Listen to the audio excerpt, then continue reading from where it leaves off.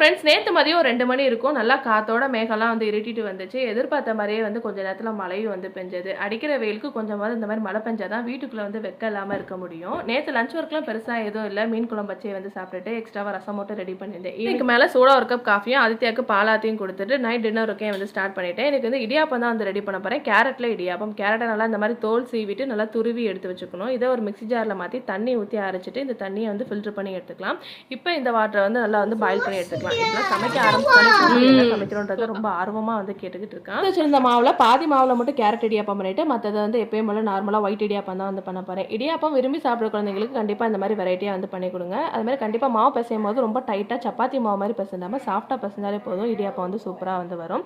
Already நான் வந்து beetroot idiyappam வந்து பண்ணி வீடியோ வந்து போட்டிருக்கேன். அதுவுமே வந்து அடுத்த சாப்பிட்டுக்கிட்டேன். அதனால தான் இன்றைக்கி வந்து கேரட் இடியாப்பம் வந்து பண்ணுறேன். சாப்பிட்ற குழந்தைங்களுக்கு இந்த மாதிரி வெரைட்டியாக பண்ணி கொடுங்க. தேங்காய் பால் வச்சு நைட் என்ன சாப்பிட்டு முடிஞ்சாச்சு. வீடியோ பிடிச்சதை லைக் பண்ணுங்க. நாளைக்கு பார்க்கலாம்.